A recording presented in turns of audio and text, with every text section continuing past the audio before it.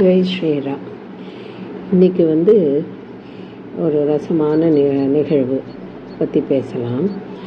மெயினாக இது குருவாயூர் கோயிலில் பக்தர்கள் செலுத்தும் ஒரு நேர்த்திக்கடன் பற்றி.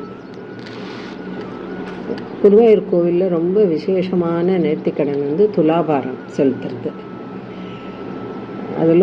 இதுலேயும் கண்ணன் பல லீலைகளை புரிஞ்சிருக்கார், இன்னும் செய்து கொண்டு தான் இருக்கிறார். இந்த துலாபாரம்ங்கிறது தங்கள் எடைக்கு இணையான பொருளை அங்குள்ள தராசில் நிறுத்தி இறைவனுக்கு காணிக்கையாக செலுத்துறது. நிறைய பெரிய பகவான் குருவாயூரப்பன்ட்டு வேண்டிக் கொண்டு இந்த துலாபாரம் செய்வார்கள்.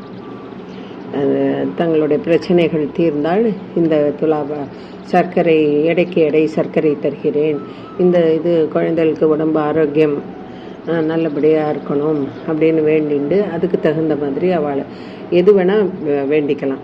சர்க்கரை, வெல்லம், வெண்ணெய், கயிறு, இந்த மாதிரி நிறைய எது நமக்கு தோன்றதோ அது மாதிரி வேண்டின்ட்டு அங்கே போய் கோவிலில் அந்த பிரச்சனை தீர்ந்த உடனே நம்ம கோவிலுக்கு போய் அங்கே குருவாயூர் துலாபாரங்கிறது ரொம்ப விசேஷமானது.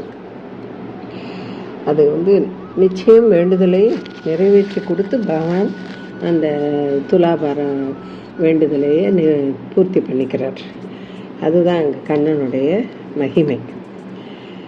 எடைக்கு எடை நம்ம இப்போ யாருக்காக வேண்டினமோ அவளை ஒரு தராசில் ஒரு தட்டில் உட்காத்தி வச்சுட்டு இன்னொரு தட்டில் அவள் எடைக்கு தகுந்த அந்த பொருள் என்ன சர்க்கரைனா சர்க்கரையை டின்னா வைப்பாள். அவள் எடைக்கு தகுந்த ஒரே லெவலுக்கு தராசு வந்த உடனே அந்த பக்தர் அதுலேருந்து கீழே இறங்கிடுவார். இதுதான் துலாபாரம்ங்கிறது. இதுலேயும் கண்ணன் எப்படி விளையாடுவான்னாக்க, சில பேர் ஒரு சமயம்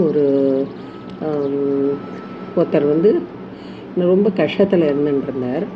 அதனால் அவர் குருவாயூரப்பன்ட்டு எனக்கு பிஸ்னஸ் நல்லா ஆகணும், எனக்கு நிறையா பணம் கிடைக்கணும், எனக்கு வாழ்க்கை தரம் மேலாகணும், அதுக்கு நீ தான் குருவாயூரப்பா அனுகிரகம் பண்ணணும், அந்த மாதிரி நீ பண்ணினேன்னாக்க நான் உனக்கு குருவாயூருக்கு நான் சர்க்கரை துலாபாரம் தரேன் அப்படின்னு வேண்டின்னு இருக்கார்.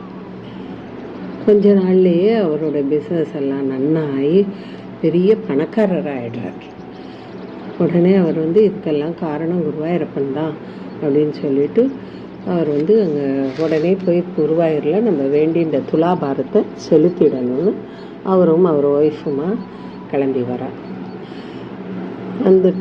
இங்கே துலாபாரத்துக்கு ரெடியாக எல்லாம் வச்சுட்டு அவரோட நமக்கு தான் நம்மளுடைய இடம் தெரியுமே, அந்த அளவுக்கு சர்க்கரையெல்லாம் வாங்கின்னு உட்காந்துக்கிறார் துலாபாரம்.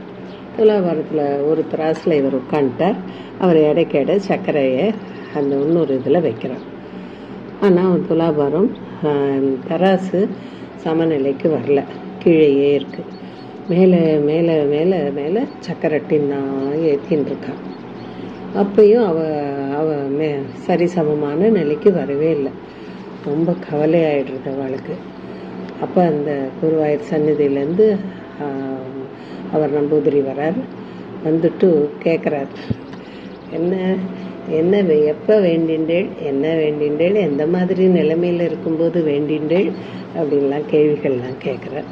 தான் ரொம்ப ஏழையாக இருந்தபோது பிஸ்னஸ் எல்லாம் ரொம்ப இதுவான போது வேண்டின்றேன், இப்போ நான் வேண்டின்றதெல்லாம் நிறைவேறிடுது அப்படின்னு சொன்னார். அப்போ அவரை பார்த்தா அவர் நல்ல பட்டு வேஷ்டி, கையில் வளையல், தங்க வளையல்கள் இதெல்லாம் போட்டுண்டு, கழுத்துலெல்லாம் தங்க செயின் எல்லாம் போட்டுண்டு அதில் உட்காண்டிருக்கார். உடனே அவர் நம்பூதிரி அவர் சொல்கிறார், குருவாயூரப்பன்ட்ட வேண்டிக்கும்போது எப்படி இருந்தேளோ அந்த ஸ்திதியில் தான் இதில் உட்காரணும், அப்போ தான் உனக்கு பிடிக்கும், நீங்கள் அந்த மாதிரி பண்ணிட்டு உட்காருங்க அப்படின்னு சொல்கிறார். உடனே அந்த பணக்காரர் சொல்கிறார், நான் அப்படி தான் வரணும்னு நினச்சேன், நான் என்னோடய மனைவிக்கு தான் நான் இந்த மாதிரி இருந்து துலாபாரம் கொடுக்கணும்னு ஒரு ஆசை, அதுக்காக தான் நான் இதெல்லாம் போட்டுன்னு வந்தேன் அப்படின்னு சொல்லிட்டு கிடுகிடுன்னு கீழே இறங்கி அவர் இந்த பழைய வேஷ்டியை தான் இப்போ பட்டு வேஷ்டி கட்டின்னு வந்திருக்கார் இல்லையா, அதெல்லாம் எடுத்துட்டு சாதாரணமான வேஷ்டிகள் கட்டிட்டு நகைகளெல்லாம் கட்டிட்டு உட்காண்டார். உட்காண்டாக்க அவரோட எடைக்கு தகுந்த எல்லாம் திருப்பி அந்த சர்க்கரையெல்லாம் எடுத்துட்டு திருப்பி புதுசாக வைக்கிறார். வைக்கும்போது அவர் எடைக்கு எடை வந்தவுடனே சரியாயிடுறது. இப்படியெல்லாம் ஒரு லீலை பண்ணுறது கண்ணனுக்கு ரொம்ப ரொம்ப சுலபமான விஷயம். ஹே குருவாயூரப்பா.